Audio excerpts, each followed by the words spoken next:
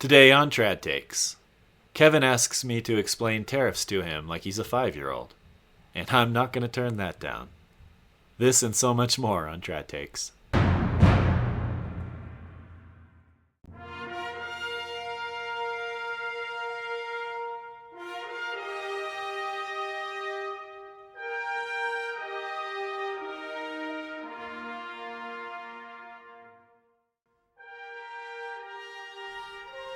Welcome to episode 15 of Trad Takes, as always hosted by the Traditionalists.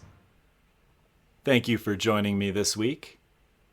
Before we get started, a little programming note. There will be no Trad Takes episode next week, the Monday, Easter Monday. As all of you know, it's Holy Week, and between the ceremonies, practice for the ceremonies, commuting to and from the ceremonies, and family, and then also dealing with a death in the family, so a funeral on top of it all. I will have no time in this next week to prepare or record episode 16 for Easter Monday. So, episode 16 will be 2 weeks from today, released 2 weeks from today. And my apologies for missing a week. Consider it an Easter gift to you all that you don't have to listen to me yet another week in a row. We'll start like we do every day by reading the comments on last week's video. And after my rant last week, I was kind of expecting a lot more angry ones, so y'all are either very nice and don't comment when you disagree, or maybe I'm not as alone as I think I am. Anyway, I'm just going to start reading through some of these. From Aaron Alkema 1284. This comment I hear from a lot of people in response, and that conservatism was dead a long time ago. It didn't take this vote for conservatism to die. And I see what you're saying. I'm not obviously planting a flag in the ground and saying conservatism is officially dead because of this one vote where the Republican Party decided that they want the president to have power he shouldn't have. My point wasn't that conservatism can't come back or that conservatism was strong and healthy. But for the past 20 years, as long as I've kind of been paying attention to politics, in general, Republican politicians were conservative, or at least promoted conservative ideas. And not all of them, obviously, but in general, I'm talking large buckets here, the Republicans were conservatives. My sadness and the rant I was on last week about conservatism being dead is that officially, I think, with the results of this vote and others that we've seen since Trump got elected, the Republican Party is no longer conservative, or at least is hiding their conservatism because they are afraid of Trump, as we'll get to in another comment here. So, and then, of course, the other side of it, if the Republicans are in power, they have the presidency, they have the Senate, they have the House, Republicans don't have the Supreme Court, but in theory, conservatives are on the Supreme Court. This was conservatism's time to shine. Now you can enact laws limiting government overreach. Now you can restore balance to the powers and separation of powers, give more back to the legislative and less to the executive. Right? This was the opportunity.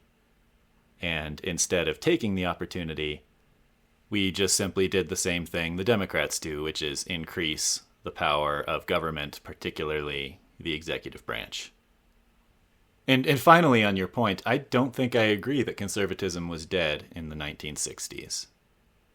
Look at us overturning Roe versus Wade with years upon years, decades even, of getting good people into law and getting good people to become judges and eventually become justices. Right?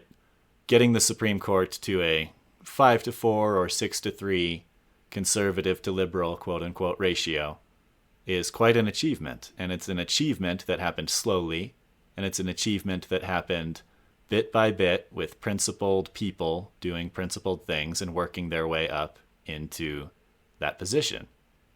That is conservatism, in my mind. Another example is I think 30 of the 50 states now have constitutional carry, which is the ability to conceal carry a firearm just due to the Second Amendment, because the Second Amendment, like the right to bear arms, shall not be infringed. That didn't happen because Trump came into office. That didn't happen because we gave more power to the executive branch. That happened because a lot of individuals know or learned and respected the Constitution.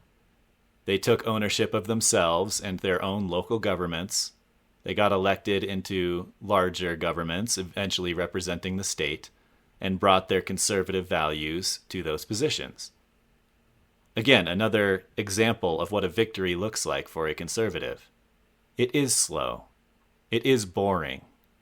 I understand the inclination to want the immediate, instant gratification that comes with a Trump swooping into power and changing everything willy-nilly.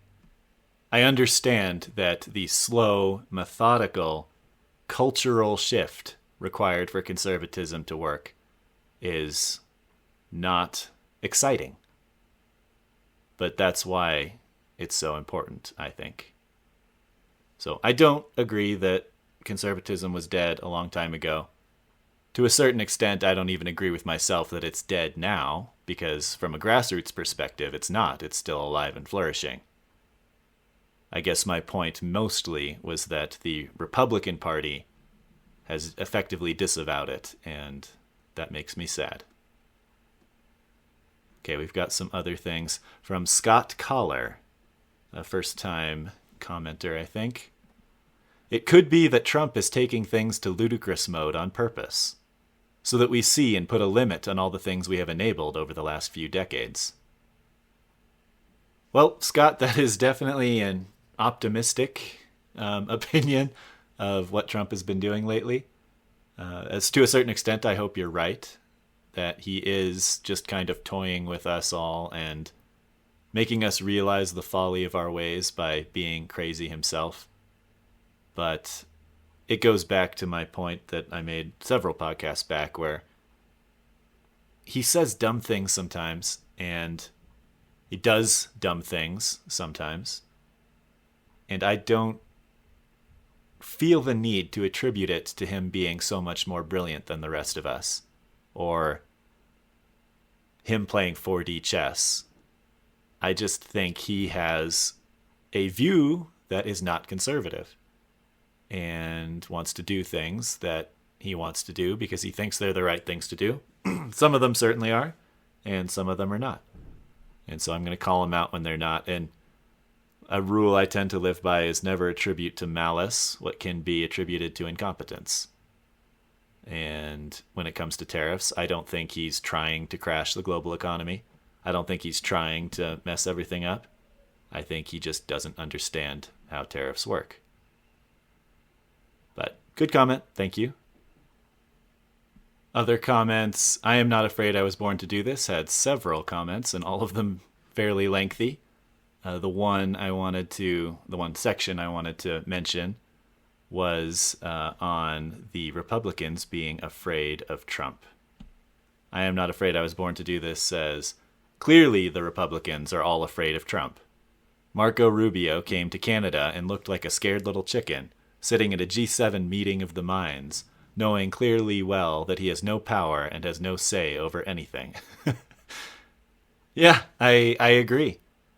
And when it comes to things like this vote in the Senate to limit his power to levy tariffs without Congress, I do think that it's just most of the Republicans are afraid, not directly of Donald Trump, but are afraid of his ire and turning the people against them.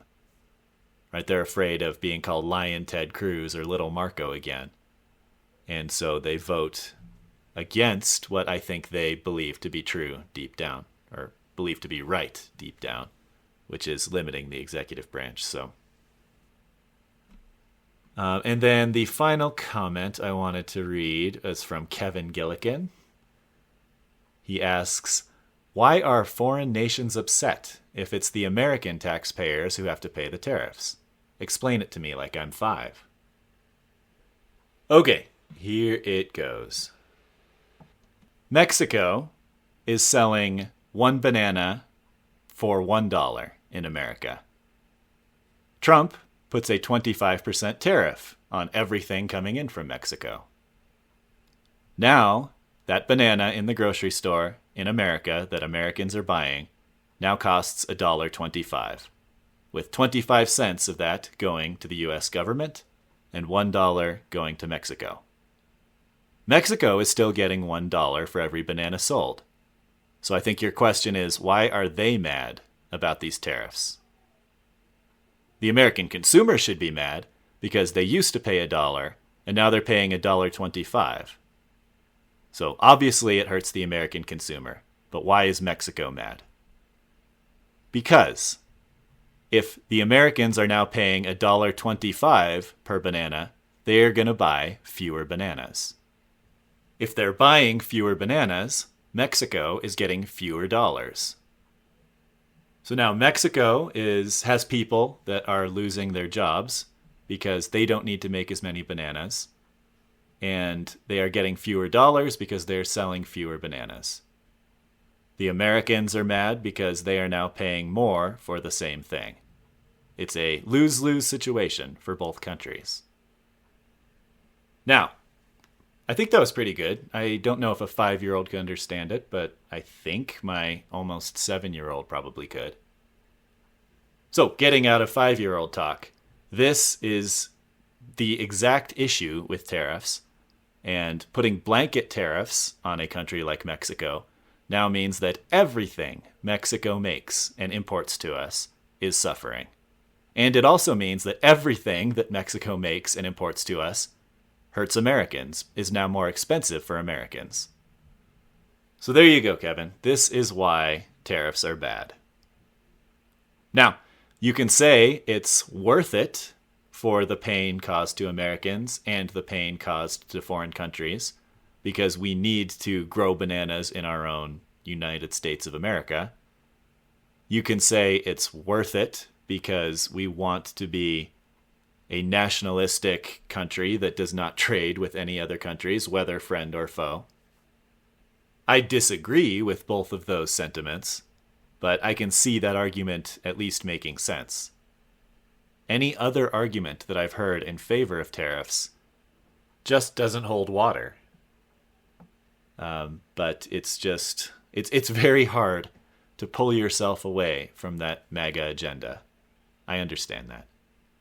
And, you can continue to try to convince me that tariffs are a good idea. I will intellectually, honestly listen to all the arguments. At some point in the deep recesses of my soul, I want to believe they're a good idea so that I can just kind of blindly sing the praises of Trump and how great he's doing. But hasn't happened yet. The more pro-tariff arguments I hear, the more convinced I am that they are wrong.